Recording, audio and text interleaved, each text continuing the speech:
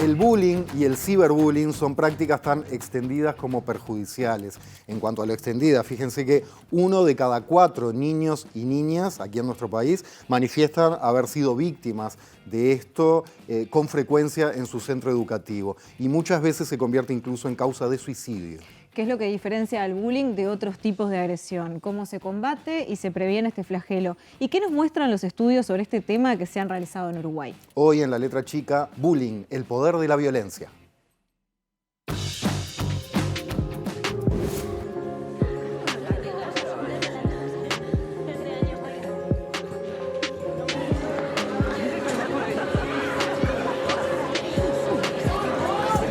El término bullying fue acuñado por Dan Always en 1993, a propósito de estudios sistemáticos realizados en los años 70, en pleno siglo XX, y al hilo de suicidios cometidos por algunos adolescentes.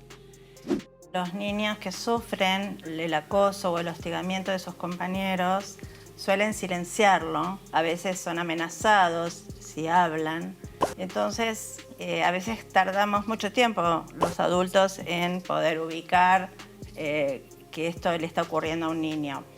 Para que haya acoso, tiene que haber intencionalidad de hacer daño, tiene que haber reiteración en ese daño, quiero hacer daño, hago daño reiteradamente, me doy cuenta de que estoy haciendo sufrir y sigo haciéndolo. Y una tercera cosa es que tiene que haber un desequilibrio de poder. Suele ser una persona la que toma la iniciativa, pero suele estar reforzado por otros compañeros. Si la persona acosadora está sola y hace eso, bueno, suele ser un comportamiento ya psicopático directamente.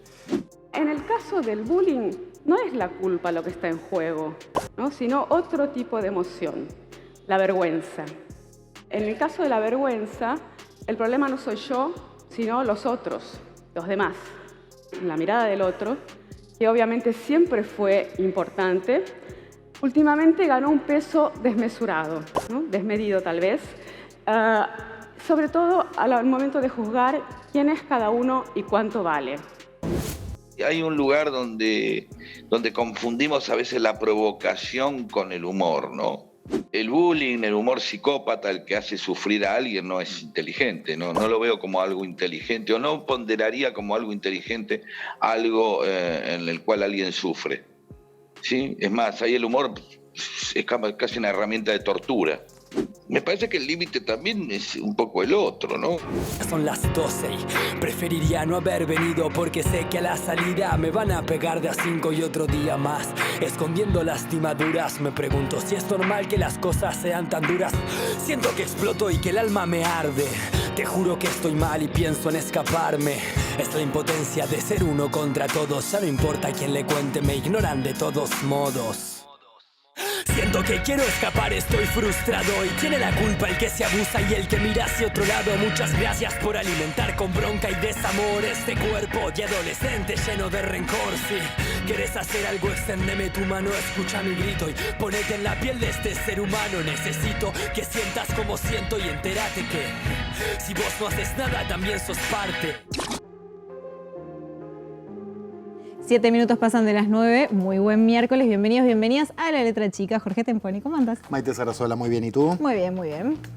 ¿Nos metemos en el tema? Nos metemos en tema. Sin más, para comenzar a hablar del tema recibimos, de esto del bullying que anunciábamos y a propósito del cual veíamos el tape, a los investigadores Santiago Grum, que es docente de Historia de las Artes, y Juan Carlos Noya, docente de Geografía y psicólogo. ¿Por qué? Porque ambos realizaron el informe del estado de situación de acoso escolar en Uruguay para UNICEF. El trabajo engloba y analiza las distintas investigaciones sobre el tema hechas en el país y ciertos paradigmas regionales y globales. Así que buenas noches para ambos. Buenas gracias noches, por estar. sí, Muchas gracias Buenas por la noches. invitación. Para empezar, ¿qué es el bullying? Y para diferenciarlo también de otro tipo de violencias o de agresiones. Bien, antes de definir qué es el bullying, nos parece que tenemos que conceptualizar que el bullying es una expresión de la violencia entre pares en los centros educativos, pero es expresión de la violencia en la sociedad. El bullying se da en un contexto de una sociedad donde la escuela refleja la violencia que se produce en la sociedad en distintos niveles. Permanentemente estamos compartiendo y recibiendo violencia a través de múltiples pantallas.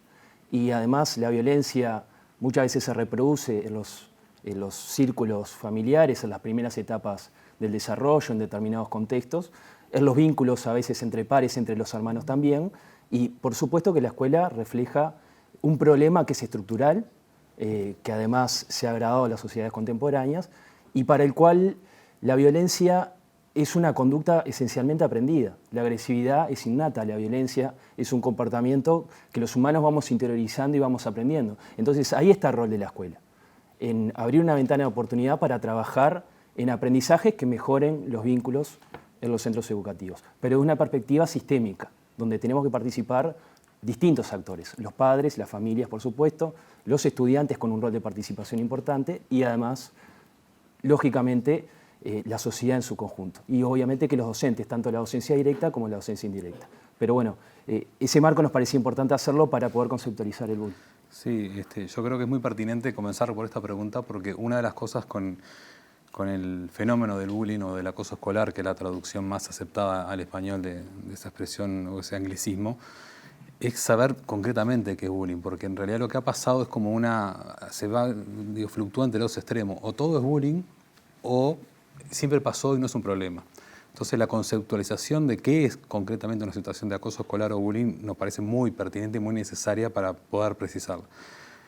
Concretamente es una agresión que se da entre pares, normalmente en un ámbito escolar, educativo, donde los mismos actores, es decir, algunos alumnos agreden a otro, que es la víctima, es decir, agresores y víctimas, de diferentes maneras. Puede ser física, puede ser verbal, puede ser a través de la exclusión social, dejarlo de lado, no invitarlo a algún lado.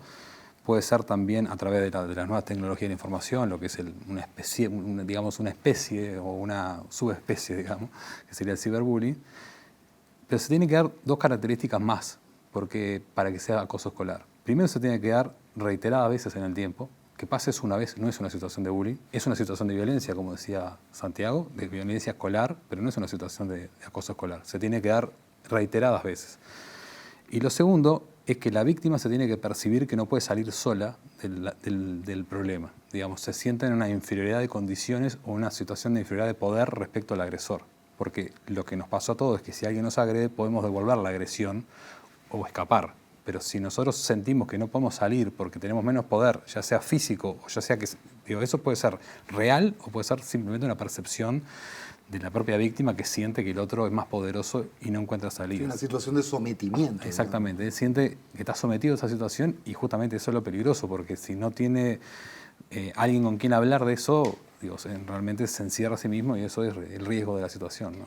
Ahora nos vamos a meter con aspectos técnicos, pero también para terminar de entender lo que es este concepto. ¿Solo engloba a los niños y las niñas que están en la escuela? Por ejemplo, ¿qué pasa con los centros educativos secundarios, por ejemplo, en el liceo?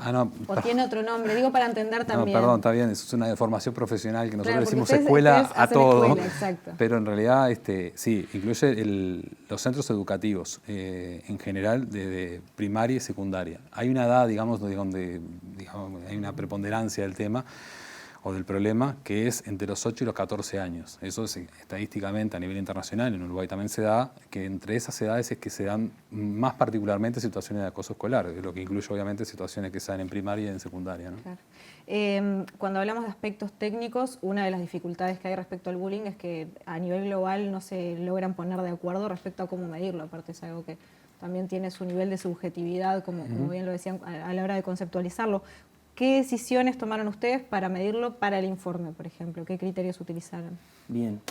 Juan Carlos hablaba de la frecuencia y esto se lo decimos a los padres y también a los que somos docentes. Es importante la frecuencia para definir cuáles situaciones son de acoso escolar y cuáles situaciones no lo son. El conflicto forma parte de las sociedades democráticas. Justamente los aprendizajes significan resolver conflictos. Ahora, cuando el conflicto se transforma en una situación de agresión, que esa situación de agresión es intencional, se reproduce en el tiempo y se reproduce en los actores, en ese caso podemos estar ante una situación de bullying o de acoso. Para eso, si bien este tema se estudia desde la década de los 70, la gran discrepancia ha estado en cómo se mide el fenómeno.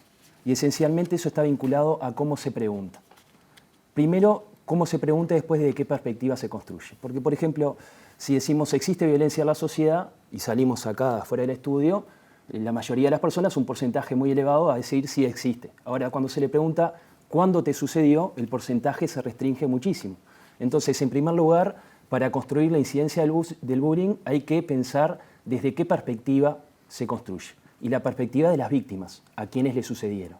Y después, si eso le sucedió una vez en el año, unas pocas veces en el año, si le sucedió muchas veces en el último mes, o si le sucedió una o más veces la última semana. La frecuencia alta es si le sucedió una o más veces la última semana o varias veces en el mes. Por ejemplo, las pruebas PISA hacen una pregunta vinculada justamente a estos aspectos. Eso define las situaciones que son de acoso escolar de las que no lo son. Ahora, muchas veces este tema se ha mediatizado, producto de tal vez de las situaciones más extremas o más manifiestas de acoso, vinculadas a situaciones de suicidio, donde el acoso también juega o tiene un lugar, o es un emergente que anuncia una situación drástica o crítica, pero esas situaciones cuando se instalan en la agenda pública se mediatizan y nunca se dicen, bueno, existe un porcentaje, por ejemplo, en Centroamérica hay números de un 40% de los alumnos en los centros educativos que sufren situaciones de acoso escolar. Bien, pero ¿desde qué perspectiva? ¿Es de la perspectiva de las víctimas que reconocen que les sucedió o es de la perspectiva de los que dicen que vieron esas situaciones? Les decía que las pruebas PISA miden justamente desde la perspectiva de los testigos y estas dos frecuencias, a los que les pasó una o más veces a la semana o que les pasó muchas veces en el mes. El tema es que acá hay dos grandes paradigmas, hay dos grandes formas de abordar la temática. Uno es el que separa específicamente la violencia y por lo general las soluciones que se ofrecen son soluciones que pueden terminar en procesos judiciales. Hay otro posicionamiento que separa especialmente en los vínculos y en la construcción de estrategias esencialmente de prevención y de mejorar la capacidad de actuación cuando las situaciones de violencia suceden, que es la perspectiva de la convivencia. Muchas veces cuando hay otros posicionamientos que integran las dos grandes visiones. Ahora, cuando se construye desde la perspectiva de los testigos, que por lo general es lo que alimenta titulares sensacionalistas, se para y termina en soluciones o estrategias asociadas a atender específicamente a la violencia. Cuando este es un tema complejo que implica el trabajar sobre los vínculos.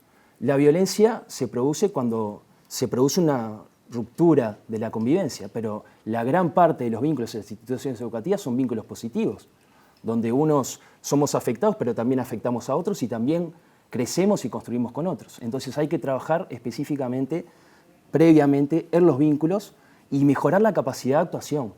Y en eso de mejorar la capacidad de actuación se tiene que darle condiciones a los padres para que cuando nuestros hijos tienen alguna sintomatología o hay algunos indicadores, nos podamos hacer la pregunta, bueno, ¿qué está pasando? ¿Por qué existe este cambio de comportamiento? Para mejorar la capacidad de los actores educativos, bueno, cuando una situación representa conflicto escolar, cuando representa una situación de acoso escolar, y además, y especialmente, trabajar con los estudiantes. ¿Por qué? Porque la mayoría de las veces los alumnos o las alumnas que sufren estas situaciones no recurren al mundo adulto. En ese sentido hay una diferencia generacional en lo que refiere a la sensibilidad que podemos tener determinados adultos respecto a cómo lo sienten niños y niñas, por ejemplo. Sí, entre los adultos nosotros hace muchos años que lo trabajamos y trabajándolo en distintas instituciones educativas o en distintas organizaciones, una de las primeras expresiones de los adultos es esto siempre pasó. Los adultos tendemos a relativizarlo. Ahora, cuando lo trabajamos con los estudiantes, lo viven con mucha angustia en muchos casos. Entonces es un tema que a ellos les preocupa y que además se quieren ocupar, porque cuando se les generan condiciones para que participen y generen estrategias, muchas veces son más efectivas que las que podemos generar desde el mundo adulto. Vamos a ver algunos números y algunas gráficas. Sí, Juan Carlos, querías saber. Solamente una puntualización. Cuando en el mundo adulto le preguntamos a las investigaciones internacionales que hay, se le pregunta a los docentes cuál es el origen del problema del acoso escolar, dice, bueno, las familias. Y cuando a las familias se les pregunta, bueno, ¿dónde está el problema del acoso escolar? Son las escuelas o los colegios o los liceos que no atienden el tema. Y en realidad tiene que ver con esto, tiene que ver, hay una realidad que creo que hay que asumir, que no hay posibilidad de erradicar el bullying. Eso es como algo muy fuerte, pero en realidad se tiene que trabajar, se tiene que asumir como un fenómeno que se da y que no se puede negar. Pero por ejemplo, Santiago decía, se trabaja de la década del 70. De la década del 70 empezaron los escandinavos a trabajar esto, lo siguen trabajando hasta hoy, exportan su forma de trabajo, su proyecto, su programa de intervención, de prevención, y tienen entre un 10 y un 15% todavía situaciones de acoso escolar, después de trabajar 50 años y de tener unos programas de intervención y de prevención muy buenos. Entonces, en realidad es una situación que es, digamos, difícil de decir, en este colegio, en esta escuela no hay acoso escolar. Negarlo, digo, es la peor opción que tenemos. La opción es, bueno, está pasando, tenemos que, como decía Santiago, construir un mecanismo para que los adultos nos enteremos que está pasando y, bueno, y diseñar estrategias preventivas, por un lado, de promoción de conductas de vínculos saludables entre los chiquilines, y después, cuando se da la situación, ¿qué hacemos con la situación instalada, ¿no? Me quedé pensando en que seguramente los padres que dicen esto siempre pasó serán los padres de quienes están bulineando a otro, ¿no? Calculo que los padres de quienes son víctimas se lo tomarán con más angustia y preocupación. Sí, o también relativiza capaz algún padre de víctima. Sobre todo alguno que fue víctima, relativiza, ¿no? Ahí como diciendo, bueno, a mí en realidad me pasó y yo hoy soy feliz, digo, construí una familia, tengo una profesión, es decir, hay como una relativización incluso de la propia historia, ¿no? Indudablemente sí se da con más frecuencia que cuando hay una situación instalada y son convocados los padres de los chicos que acosan, digamos, hay como una tendencia mayor a la negación que obviamente que los padres de los padres de las víctimas, digamos, ¿no? Vemos la primera gráfica que indica cómo está Uruguay en relación a otros países. Esto, como decíamos, también tomado siempre de este informe de UNICEF para UNICEF que han hecho ustedes. ¿Qué podemos comentar de esto? Bueno, primero que nada, esto es tomado de las pruebas PISA. Las pruebas PISA lo empieza a preguntar el tema del acoso escolar hace poco. Digo, las pruebas PISA tienen más de 20 años y recién lo empieza a preguntar en el 2018 porque entienden que la convivencia escolar afecta, porque las pruebas PISA es para medir rendimiento escolar en 3 áreas, matemáticas, ciencia y lengua. Entienden que un factor que afecta a eso es la convivencia en el centro. Entonces empiezan a preguntar. Y bueno, y nosotros tomamos varias investigaciones que se hicieron, una de las pruebas PISA. Esta es la muestra, digamos, de las pruebas PISA en Uruguay, que marca que, bueno, el promedio de los países que participan de las pruebas PISA está en un 23%, nosotros estamos en un 26%. Eso significa que, bueno, si puede ser una mirada optimista, no estamos tan mal, porque dentro de los países de la OCDE, obviamente hay países desarrollados que trabajan el tema hace muchos años, pero mirado de la perspectiva de los niños o de la escuela, significa que 1 de cada 4 niños o adolescentes, porque las pruebas PISA miden niños, adolescentes de 15 años, es víctima de acoso escolar, lo cual en realidad hay que pensar si es 1 de cada 4, que es un número bastante alto, sobre todo para el niño que lo está sufriendo, ¿no? Y cuando hablamos de frecuencias, cuando se les consulta sobre frecuencias, que también tenemos otra gráfica, ¿qué es lo que encontraron respecto a eso? Porque decían que era algo también, ahora ya lo vamos a ver, pero que era clave para poder decir si configuraba bullying o no, de alguna manera, ¿no? Ahí lo tenemos. Bien. Sí, en el caso de pocas veces en el año, no necesariamente terminan constituyendo una situación de bullying o de acoso escolar. Es importante, por eso les decía, la frecuencia alta. Pensar, cuando le preguntamos a nuestros hijos, bueno, ¿cada cuánto te está sucediendo? Una vez que dicen cada cuánto te está sucediendo, bueno, ¿quiénes te están haciendo esto? Porque con eso preguntamos 2 cosas. La frecuencia, lo que dice el 16%, algunas veces al mes, ese 10%, una vez a la semana, de una vez a la semana, pero además, esencialmente las situaciones de acoso escolar surgen en dispositivos grupales. La grupalidad sostiene la agresión. Quien agrede pocas veces lo hace en solitario. Entonces, en el contexto de la grupalidad, el pensar, hacer la pregunta de, bueno, ¿quiénes te lo están haciendo? Cada cuánto y quiénes, es muy importante. Por eso la frecuencia permite identificar la situación y además a los actores educativos nos da la oportunidad de generar estrategias y trabajar sobre esa frecuencia y trabajar sobre quiénes participan en la dinámica de acoso. Y en eso, como docentes, por lo general, tendemos a, con la mejor de las intenciones, queriendo solucionar la situación, poner a hablar a la víctima y al agresor. Y en una situación de violencia es una situación de asimetría de poder, donde el agresor se impone a la víctima y donde la víctima, como decía Juan Carlos, le cuesta salir de esa situación. Entonces, nosotros revictimizamos a la víctima si lo colocamos o lo sentamos a hablar en conjunto con el agresor. Por eso que son tratamientos que se tienen que dar de forma diferenciada y especialmente escuchando.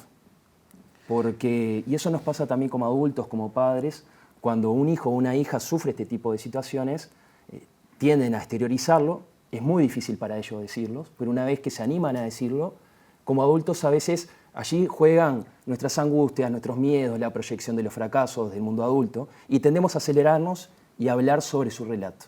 Y esencialmente los tenemos que escuchar. Primero escuchar para poder después actuar sobre esa información, trasladándole a los actores educativos, a las adscripciones a los liceos, a los profesores o a las maestras o maestros en el caso de primaria. Un detalle, Juan Carlos, quiero apelar a una comprensión psicológica del tema, cuando decían recién esto de que se da de manera grupal en general, cuando se aplica el bullying sobre una víctima, que de repente algún integrante del grupo que está bulineando, mano a mano con el bulineado, puede tener una relación de par, sin embargo en el momento del bullying maltratarlo. No sé si me explico. Sí. ¿Eso que es una necesidad de pertenencia a un grupo? Bueno, ahí ¿Cómo se explica? Se juegan como varias cosas. Eso es una primera hipótesis bastante fuerte, sobre todo en la adolescencia temprana, ¿no? Ellos están en un momento donde están muy movilizados desde el punto de vista psicológico. Estamos hablando de que el pico se da entre primer y segundo año de liceo, donde se dan más situaciones de acoso escolar en el mundo, no solo acá en Uruguay. Y en ese momento en realidad ellos están en pleno comienzo de su adolescencia y en pleno cuestionamiento de su identidad. Y el ser alguien, digamos, por más que sea el acosador, de alguna manera te da una identidad que te permite sobrevivir a veces en algunos ambientes grupales. Entonces, esa es una primera hipótesis, la necesidad de pertenecer, aunque sea ser el malo de la película, digamos, ¿no? Y eso es una cosa. La otra cosa es que una de las características de la adolescencia es, en esa temprana adolescencia, es, digamos, la autoestima se siente un poco, de alguna manera, trastocada, ¿no? Bueno, empiezan los cambios corporales, empiezan como diferentes cosas como a no encajar, digamos, dentro del pensamiento de esos adolescentes. Y entonces, yo siempre le digo, los explico a los chiquilines que funciona como una suerte de la persona que se está ahogando, ¿no? Y que viene otro a rescatarlo, y cuando viene a rescatarlo, ¡pum!, le hunde la cabeza por la desesperación que siente, y de una manera de salir a flote. Es más o menos ese mecanismo, es decir, yo siento que me estoy ahogando por diferentes situaciones, que mi autoestima de alguna manera está siendo afectada, y bueno, hundiendo a otro, yo de alguna manera salgo a flote. Es un poco el mecanismo que hay detrás de eso, y siempre, eso es muy importante, lo decía Santiago y lo retomabas tú, se da un ambiente grupal, porque en la adolescencia es una etapa que se vive en grupo. Entonces el grupo es una cosa absolutamente necesaria para que sea una situación de acoso escolar. Cuando se dan en un mano a mano, es decir, no se entera nadie, no es una situación no es bullying, no es acoso escolar, es una situación de acoso personal. Es decir, pero si el acoso escolar se da cuando hay otros testigos, otras personas que de alguna manera riéndose, porque de repente se ríen para que no me toque a mí o por X motivo, de alguna manera sostienen esa dinámica, lo que nosotros denominamos espectadores o testigos, sostienen que esa dinámica se dé. Y justamente son la llave, como decía Santiago, porque la manera de resolver esto es inclinar la balanza para que los que festejan de alguna manera, directa o indirectamente, la agresión, dejen de festejarla y le digan, pará, ya está, hoy le tocó a él, ya vamos a aflojar, en el lenguaje obviamente de los adolescentes, ¿no? Pero el grupo, sin ni que hablar, que juega un papel sostenedor de la dinámica, ¿no? Bueno, y sobre el rol de esos testigos vamos a hablar en el próximo bloque. Santiago y Juan Carlos, muchísimas gracias. El informe que hicieron para UNICEF está disponible en internet, así que si a alguien le interesa pueden googlearlo. Ya venimos.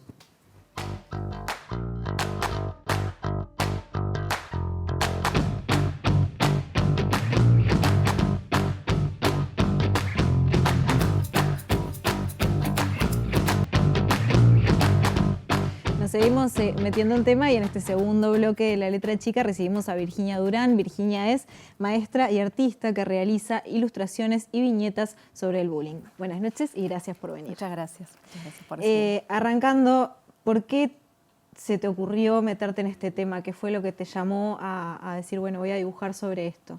En realidad fueron un montón de factores. Yo sufrí bullying cuando tenía 14 años. Creo que eso me llevó a ser determinado tipo de adulto con relación al tema, como tener la preocupación como madre, que después lo vivieran mis hijos. El año pasado me pasó una situación muy puntual con una alumna que me dijo que ya sufría bullying y que los padres, bueno, lo que comentaban un poco en el bloque anterior, que los padres le habían dicho que que no diera bola, que no pasaba nada, que si ella no les daba bola se iba a cortar. Y yo le dije, ¿hablaste con la maestra?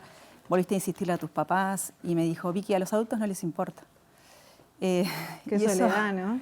Sí, y eso fue como un golpe fue como, me golpeó, además de que yo estaba transitando un momento como bastante complicado a nivel personal, y dije, yo tengo que hacer algo con esto. Y ya tenía la página de Vicky Durán Ilustra, y ese día escribí ese posteo como con mucha angustia, pero también con muchas ganas de decir las cosas. Dije, alguien me va a leer. Y en realidad me leyeron un montón de personas. Y dije, bueno, esto es que la gente quiere hablar de esto. Me escribió mucha gente contándome sus historias, muchos padres, sobre todo mamás. Y bueno, me animé y ahí empecé. ¿Cuál era la idea central de ese primer posteo? En realidad el rol del adulto. Como qué pasa con los adultos que lo ven y no hacen nada. O esas frases que a veces decimos los adultos, porque también somos todos parte, ¿no? No se trata de acusar a nadie. Pero como esa banalización del hecho, como siempre pasó, lo que decían recién, yo estaba de acuerdo con todo lo que decían, porque siempre pasó, te fortalece, como esas cosas que a veces decimos los adultos que hacen mucho más daño todavía. ¿Cómo definirías el bullying, por ejemplo, como persona que lo vio como víctima, habiendo leído muchísimos testimonios de personas también que se acercaron a vos? Es violencia psicológica, genera mucho daño. A mí me pasó que incluso de adulta miraba para atrás y decía, ¿qué hice mal yo? ¿En qué me había equivocado yo? O sea, no es algo simplemente que pasa en el momento, sino que genera consecuencias muy a largo plazo en las personas. Sí, te queda siempre como esa culpa y esa vergüenza. Yo no quería contarlo, por ejemplo, no lo contaba. No se lo decía a nadie, porque era como, no, eso no había pasado. Como minimizarlo para continuar y como para decir que eso no era real. Para sobrevivir en un punto también. Sí, también. Entonces, creo que no se me olvidé lo que me había dicho. ¿De cómo definirías el bullying? ¿Qué características tendría? Bueno, eso, violencia, es acoso sostenido en el tiempo, es exclusión, son rumores, es como una máquina que opera contra una persona. Hablando del mundo adulto y de algunos números, hay estudios varios al respecto y como decíamos en el bloque anterior, según el enfoque varían las cifras, pero algunas cifras dicen que 2 de cada 10 víctimas, 2 de cada 10 tienen adultos referentes poco involucrados, 6 de cada 10 hostigadores tienen adultos poco presentes en sus vidas.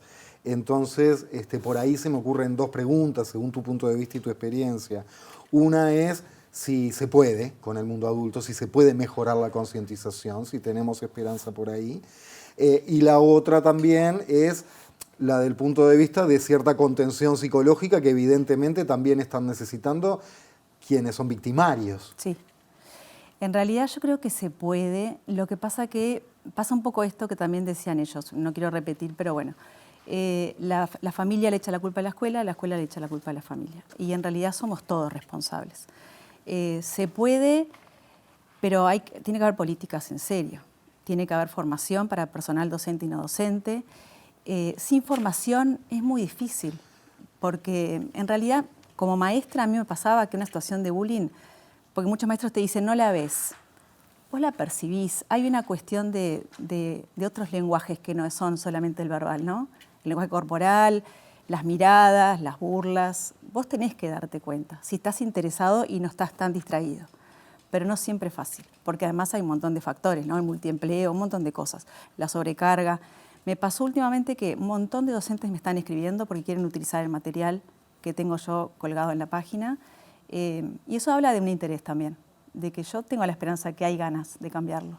Y sobre quienes aplican bullying, o sea, los victimarios, entre comillas grandes, bueno, eso, hablamos de gente muy chica, sí, que está en formación y que no podemos juzgarla como adultos, ¿no? Pero evidentemente también necesitan esa contención. Por supuesto, en realidad se atiende más a la víctima, pero también se lo culpa y se lo manda el psicólogo, se lo dice, sos tú el que no está ajustado a la situación. Hay como una mirada de que la víctima hace algo que genera esto. Pero bueno, sí, también los otros chicos necesitan ayuda y no es solamente una sanción o expulsión, por ejemplo. Eso no. Hay que acompañarlos también y también necesitan ayuda psicológica, seguro. Se dice que para que exista bullying, de alguna manera tiene que haber un público presente, ¿no? Y en el bloque anterior, en el cierre, mencionaban justamente esta cuestión de grupo que funciona con testigos que ante lo que ocurre se vuelven indiferentes, incluso a veces siendo amigos o personas que quieren a la persona que está siendo bulineada. Sí. ¿Cuál es la importancia de hablar con los chiquilines? No digo responsabilizándolos, pero sino como de poder tener un diálogo, decir, vos, miren que pueden hablar, pueden conversarlo, pueden entre ustedes también decir, che, basta. En realidad está buenísimo lo que decís porque se pone mucho el foco en ellos, en que ellos son los que tienen que parar el bullying y nos olvidamos de los adultos, ¿no? Completamente. Los que tienen que parar el bullying son los adultos, Sí. no son nunca los niños. Los niños son víctimas todos de la situación. Entonces, tiene que sacarse un poco el foco ese de que son los testigos los que tienen que hacer algo. Claro. Por supuesto que vos tenés que trabajar un montón en prevención. Se pueden hacer un montón de cosas en un aula, muchísimas, pero son los adultos los que tienen que pararlo. Eso es una idea que a mí no me saco de la cabeza. ¿Cómo te ha resultado en la experiencia esto de las viñetas para poner el tema arriba de la mesa, para que se genere un ida y vuelta? Porque evidentemente debe ser una herramienta riquísima para abrir una caja y que surjan cosas, ¿no? Sí, me resulta que hay mucha respuesta. Yo veo que la gente está queriendo, no es que sea tanta la gente, tendría que ser más, pero es de a poquito. Yo creo que de a poquito uno puede llegar. Y las viñetas, la gente responde. Me pasa esto, me escriben por privado un montón, me agradecen, me dicen gracias por lo que haces. Gente que está pasando por momentos muy dolorosos. El bullying genera mucho daño, a nivel familiar también. Entonces, está resultando. Yo creo que hay que seguir. ¿Ha tenido las viñetas, has localizado alguna frase o alguna idea que haya sido particularmente estimulante para que surgieran cosas y tuvo más repercusión que otras? Por ahí cuando pongo como ejemplos bien concretos, por ejemplo, la elección de los equipos, ¿no? En los deportes. Cuando hago ese tipo de reflexiones, ¿Cómo es eso? La elección de los equipos, esta cuestión de que se sigue usando de que el crack elige... Sí, el miedo de ser el último que no elige nadie. Horrible. Exacto. Sí. Entonces los ponen a todos ahí y entonces se ponen... Bueno, te elijo a vos no te elijo, el otro que está esperando si lo eligen, la ansiedad que genera, las caras que ponen cuando les toca al que no querían que les tocara, todo ese daño que se les hace, ¿no? En ese momento, y eso se sigue haciendo. No hay una reflexión al respecto, es raro que no lo haya, ¿no? Pero no lo hay. Cuando pongo ese tipo de viñetas, la gente enseguida conecta. Se acuerda, capaz. Y sí, porque me dicen, a mí me pasaba, me dejaban la dolor de barriga, yo pasaba horrible, tenía vómitos el día anterior, esas cosas. Y ahí conecta muchísimo. ¿Y cómo es para vos como madre hablar con tus hijos al respecto? O sea, Y es algo que está muy presente, sí, obviamente. Porque a mis hijos en algún momento me recriminan un poco porque me dicen, mamá, ser empático es horrible. Porque en realidad sufrís, porque vos ves la situación y te sentís mal. Trato de no cargarlos también con mi bandera. Es mi bandera y no es la de ellos. Está muy bien. Por hoy. Virginia, muchísimas gracias. Recordemos el @, para quien quiera. Está por ahí, es Vicky verte. Durán Ilustra. Vicky Durán Ilustra se escribe con I y Q. Lo latina estamos viendo en el las veces. Zócalo. Perfecto. Muchas Gracias a gracias, ustedes, Vicky. gracias a ustedes. Muchísimas gracias. Bueno, y un lugar donde, no sé si se puede decir lugar, pero donde habita mucho la cuestión del bullying y del ciberacoso es justamente en las redes. Así que en el próximo bloque vamos a estar hablando con Ana Laura Pérez de este tema. Ya volvemos.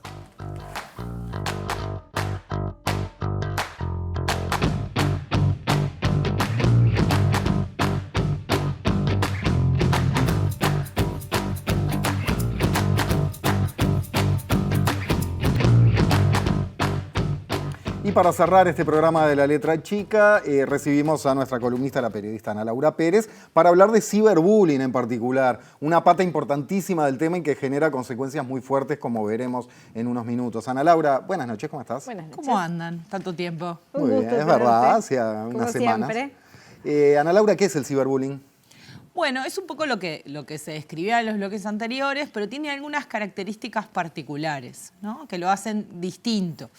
Es anónimo, cosa que normalmente en el bullying no existe. O sea, existe la posibilidad de ejercer ese mismo nivel de dolor y de violencia sin que quede claro, aunque la víctima sospeche y tenga claridad incluso de quién es, de cuáles de sus pares son quienes están ejerciendo esa violencia, le resulta más difícil probarlo, aún más difícil. Porque usa un seudónimo. Porque se usan cuentas anónimas, porque se arma una página web y no está claro quién la creó, porque se circulan fotos que no se sabe cuál es el origen primario de esas fotos, etc. Lo otro es que extiende, los que tenemos algunos años encima, podemos pensar en situaciones de bullying tal vez en algunos casos y en otros no, pero esas situaciones terminaban en el momento en el que lográbamos salir del centro educativo. O en general tendían a terminar. Con el cyberbullying lo que ocurre es que es como si el patio de la escuela o del liceo se extendiera y atravesara tu casa, la calle, el barrio y las horas. Te acompañara y generara esas sensaciones durante 24 horas. De noche, por ejemplo, el ciberbullying afecta el sueño enormemente por esta cosa de ir a mirar si hay un mensaje nuevo, si hay alguna cosa nueva, que genera también dolor. Y la tercera cosa, que es particular, es que permanece en el tiempo. Cuando vos creás, ya lo hemos hablado en otros programas, cuando vos creás cosas en internet o en la web, no desaparecen, permanecen. Entonces, quienes fueron víctimas de bullying hace 10 años podrían perfectamente googlear su nombre y encontrar las trazas de ese bullying 10 años después. Y Ana, en el primer bloque hablábamos de algunas cifras, ¿no?, de este informe de UNICEF. Si hablamos de ciberacoso, hay cifras, pero también es algo, me imagino, que debe ser medio complejo de medir, como siempre que hablamos de cuestiones. Sí, en los estudios que releva este informe de UNICEF que presentaban, una cosa que se muestra es que hay varios estudios que muestran cifras que no son exactamente las mismas. Según el estudio que se muestra de Kids Online, por ejemplo, hay prácticamente la misma cifra, si uno consulta dónde ocurre el bullying, es prácticamente la misma cantidad o incluso un par de puntos más la ocurrencia de casos de ciberbullying sobre la ocurrencia de casos de bullying dentro de los centros educativos. O sea, es un problema que viene creciendo, que se da sobre todo en la adolescencia, porque obviamente coincide, esto que se hablaba es una franja que va de los 8 a los 14. En el caso del ciberbullying hay un corrimiento de esa franja que tiene que ver con el acceso a dispositivos electrónicos, ¿no? Está más pegada a la adolescencia. También, ¿no? Exactamente. Antes de hacerte la pregunta, te hago una, pero de nota al pie. ¿Qué es el Discord que me enteré hoy que existía? Discord es una red social, es una mezcla. Un día podemos hacer un programa para hablar de eso. Bien. Pero es una mezcla entre red social y tiene una lógica como de convivencia, que en algunos casos puede ser súper útil y alucinante, pero también puede acrecentar determinadas dinámicas. Tú en Discord podés chatear, pero también podés escuchar música mientras chateás, compartir cosas. Es como si fuera un living enorme donde te juntás con tus amigos. Es la esquina, para los que somos un poquito... El murito, la esquina. Eso es Discord. Bien.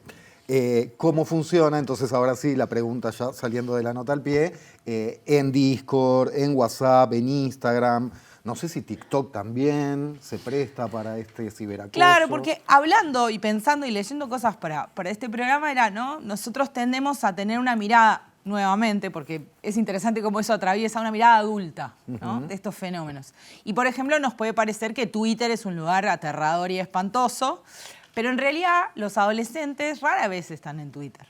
Estas dinámicas ocurren en otras redes sociales. Esto que explicaban muy bien para el mundo, digamos, real, analógico, físico, de que parte del bullying es que nunca te inviten o que nunca te elijan, es, por ejemplo, un grupo de WhatsApp, que tú sabes que existe, que incluso te llegan capturas de las conversaciones que ocurren en ese grupo, o Discord, que también funciona con un link y un determinado grupo de gente que se junta, que tú sabes que todo eso ocurre y tú no podés estar. Escuchás conversaciones que surgen de cosas que se acuerdan en ese grupo durante días, meses, semanas, y vos no podés estar. Entonces ahí se da como esa dinámica donde las redes funcionan como el cumpleaños al que no te invitan, la salida a la que no te invitan, por ejemplo. Y Ana, si hablamos de prevención, antes de meternos más en el mundo adulto y otras cosas que han pasado, vos que conoces el tema, ¿cómo se puede manejar un poco la cuestión de prevención en lo que refiere al ciberacoso, especialmente de niños, niñas y adolescentes? Bueno, porque un aspecto del ciberbullying es que es incluso, los que estudian el tema dicen, es incluso más difícil de detectar para un adulto que el bullying en un centro educativo. Si ya eso tiene dificultades de detección, imaginemos si esto ocurre en dispositivos electrónicos, en situaciones que no vemos físicamente con los ojos. Entonces, la manera hay que abrir, no voy a decir nada que no se haya dicho antes o que no tenga cierto sentido común, pero después llevarlo a la práctica es otro viaje. Hay que estar abierto, ¿no?, a tener esas conversaciones que implica esto que se hablaba antes de escuchar y no interrumpir, de no desestimar determinados planteos, de estar atento, porque es mucho más difícil saber si en un grupo de WhatsApp, porque por ejemplo también se dan dinámicas dentro de un grupo de WhatsApp, donde está toda la clase y de repente se empieza a acosar a una persona determinada dentro de ese grupo. Y ocurre esto de verlo y no poder sentir que uno no tiene la fuerza para irse de ese grupo, pero permanecer, ni siquiera poder dejar el teléfono. O sea, ya no hay refugio, es eso que vos decías, que ya no es que al menos te vas a tu casa y en tu casa descansás un ratito. Esto te persigue, persigue la idea. Así como decías, todo el día en todos lados, claro. Te persigue las notificaciones, el ruido, saber que eso está ocurriendo. Entonces, eso produce enorme angustia y eso puede tomar la forma física de un niño o un adolescente encerrado en un cuarto, ¿no? Para el padre, la imagen es alguien que está encerrado y que no sale o que no se expresa. Entonces hay como que en general abrir, y yo creo, y es una cosa que otras veces también hemos hablado, que hay que entender las lógicas de funcionamiento de estas plataformas. Si tu hijo usa Discord, tenés que poner la cola en una silla y tratar de entender cómo funciona eso, porque para entender cómo vive y pasa determinadas cosas, también tenés que entender las lógicas de funcionamiento de esos entornos. Me quedé pensando, siguiendo todavía en el mundo de niños y adolescentes, niñas y adolescentes, que tal vez para los padres es importante, así como estar atento porque puede ser víctima, también estar atento porque puede ser victimario y también podés tener algún indicio por ahí como para involucrarte y tratar de mejorar la situación, ¿no? Sin duda, hablar sobre cuestiones. Instagram, por ejemplo, es una red social donde también se dan ciertas prácticas, en particular si sos niña. De hecho, hay varios estudios que muestran, el de Kids Online que está relevado en UNICEF muestra que en realidad es más frecuente, esto que decíamos, de 13 a 15 años, el ciberbullying, y más frecuente en niñas que varones. Los varones llevan a lo físico el bullying, hay más violencia física, y las niñas suelen transitar caminos de, por ejemplo, acoso en línea. Y a veces incluso puede no haber una percepción de que esto que estamos diciendo, de que fulanita tiene determinadas características corporales, insistirlo durante el tiempo y hablar de sus fotos, de su imagen, etcétera, es efectivamente ciberbullying. Claro. Bueno, vamos a un caso extremo dentro de este tema que estamos hablando, un caso famoso y extremadamente doloroso, el de Amanda Todd, una estudiante canadiense, una adolescente, una puber, en el que el ciberacoso, la llevó al suicidio, uno de estos casos que terminó en suicidio. Antes de su fallecimiento publicó un video en YouTube en que relataba su experiencia. Lo que vamos a ver a continuación, por supuesto, no es ese video literalmente, sino un informecito para resumir el caso y comentarlo con Ana Laura a la vuelta.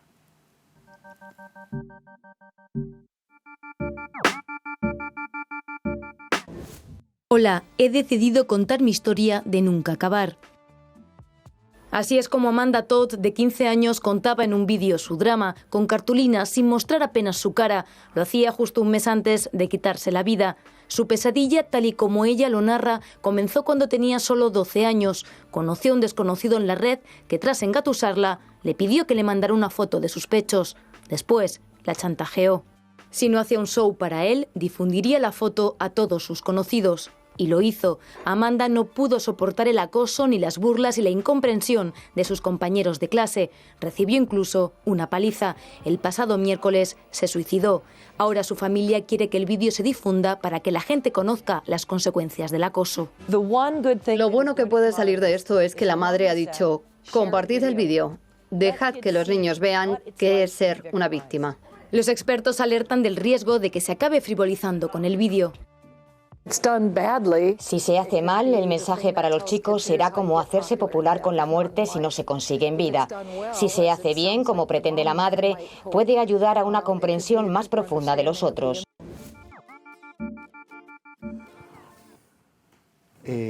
Dos cuestiones, Ana Laura, más allá de lo que quieras comentar de este caso. Complejo. Una, estaba pensando en esto, decían si se hace bien o se hace mal, la delgada línea, ¿no? Ahí.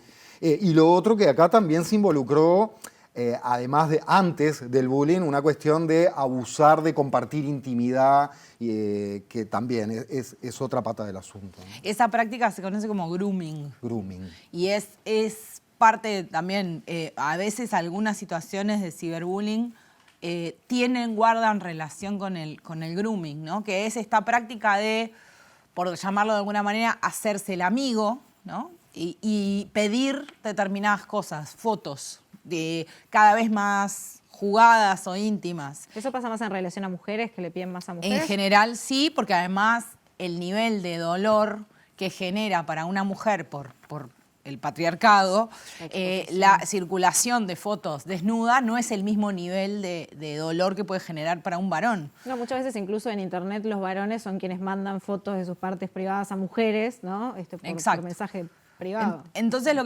que pasó fue eso. Ella tuvo un grupo de amigos con los que creía que eran sus amigos y le pedían fotos, y luego esas fotos también es una cosa normal, ciertas peleas en la adolescencia, ir cambiando amigos, pero empezó a pasar esto. Y es un caso que es paradigmático, o sea, es considerado un caso importante, porque fue en 2012, y de verdad empezó a poner sobre la mesa la importancia, ahora nos parece una obviedad, pero fue hace 10 años, y puso sobre la mesa la importancia de las redes sociales y de Internet y de ciertas prácticas que también generan dolor, violencia, sufrimiento psíquico, etc. La madre de Amanda creó una fundación con su nombre para trabajar en temas que tienen que ver con ciberbullying. Entonces, también eso generó como mucha conciencia en torno del tema. Hay un documental bastante nuevo en Netflix que se llama El hombre más odiado de Internet, que justamente habla de un tipo que creó no sé cómo se llama, es una página web, donde empezó a publicar fotos de mujeres, no sé si es revenge porn o qué, pero era como si odias a tu ex y publicaban fotos de mujeres. La gente le mandaba. Humillándolas, claro. El tipo haciendo dinero, y bueno, y tenía que ver mucho con esto, con la angustia que le generaba a las mujeres, con el dolor, con la humillación, con esa cosa perversa de Internet que nunca se termina de borrar nada, y que es muy interesante porque tiene mucho que ver con lo que vos decías, justamente. Claro, y además, si bien el episodio... Y con la falta de legislación también. Sí, si bien el episodio concreto inicial que tenía que ver con esta página donde vos podías subir de una forma muy fácil fotos de cualquiera, el punto neurálgico del asunto además era que lo que hacían en la página era linkear, por eso tiene que ver con el ciberbullying, los perfiles. Linkear esas fotos con tus perfiles de redes, para que quedara bien claro que la que estaba desnuda en esas fotos o provocativa o lo que fuera, era esa persona con un link para que la gente fuera ahí a hacer correr esa violencia. Acosar. Exactamente. Entonces sí, además a uno le puede sonar como de otro tiempo y no fue hace tanto, pero él era el dueño de este negocio, porque para él era un negocio, tenía nombre, apellido, hablaba públicamente de su negocio, no sentía ninguna vergüenza por hacer dinero con un modelo de este tipo. Lo que pasó después fue que en particular la madre de una chica y después un grupo de otras que fueron víctimas, descubrieron que en realidad muchas de esas fotos, y eso para la legislación norteamericana es una enorme diferencia, no habían sido subidas por terceros, sino que habían sido hackeadas de sus teléfonos. Entonces eso provocó el principio del fin, por suerte. Ana Laura, para cerrar, pasemos un poquito al mundo adulto, más allá de este caso que mencionábamos recién. Por ejemplo, los casos de los ensañamientos en Twitter, por decir algo, ¿no? Sí. Que muchas veces hasta son orquestados. Tiene que ver, tiene como un cierto parentesco con todo esto que estamos hablando. Sí, tiene que ver con esto que decían al principio en el primer bloque, con que la violencia en los centros educativos entre niños y adolescentes es parte de la violencia que en el entorno y en la sociedad nosotros generamos. Si nosotros tenemos intercambios en redes sociales con altísimos niveles de violencia, ¿no? ¿Qué es lo que ocurre? Ocurre mucho en Twitter, ocurre en otras redes, lo que pasa es que Twitter también se ve, y además porque estamos en unas lógicas como donde ciertos debates se dan en Twitter, pero donde se admiten agresiones de todo tipo y burlas. De nuevo, por ejemplo, una cosa interesante es que en uno de los informes que está en el estudio de UNICEF, se indica que 1 de cada 4 de quienes sufren ciberacoso en la niñez y la adolescencia son poblaciones LGBT+, ¿no? No es menor. Y eso es una cosa que se reproduce en las poblaciones adultas, en redes sociales. El cuerpo es otro territorio que te cruza. Si sos el gordito en la escuela, es más probable que tengas bullying. Y de adulto es más probable que en una discusión de política alguien haga mención a tu aspecto físico como una manera de hacerte sentir mal. Y una cosita más, perdona, pero se me ocurre ahora de que no lo hemos mencionado en el programa y es central, me parece, el tema del bullying. Es esa cuestión de que te pongan la etiqueta, te pongan en ese lugar y vos no puedas hacer otra cosa que eso a ninguna hora del día. Sí. Es decir, no sos más nada que eso.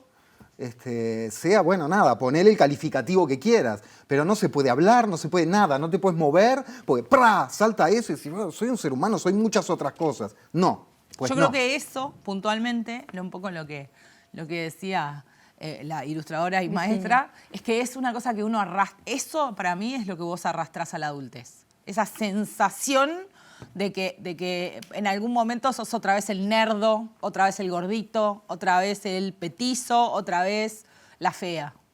Eso yo creo que es una cosa que sí, como que te etiqueta y después te cuesta incluso de adulto salir. Y ni hablemos de si todo eso existe publicado en internet. Yo pienso, por ejemplo, de nuevo, tengo una edad que implica que no hay esas cosas en internet de mí, pero estamos asistiendo a la adultez de generaciones que se criaron en plataformas y en internet, donde todo eso no solo te etiquetaron, sino que si yo googleo tu nombre aparece. Entonces imagínate salir de ahí. Bueno, cuidémonos más, entre adultos y a los chiquilines sobre todo. La verdad que sí, diálogo es clave, claramente. Ana Laura Pérez, muchísimas gracias como siempre. Gracias a ustedes. Bueno, llegamos al final de esta Letra Chica y de esta semana de Letra Chica también. Quédense en TV Ciudad que se viene sobre ciencia. El lunes retomamos nuestras conversaciones de las noches con Crisis, un nuevo capítulo, en este caso sobre política y sociedad, recordando, digo, aquella crisis de 2002, 20 años después. Gracias por acompañarnos esta semana, que descansen.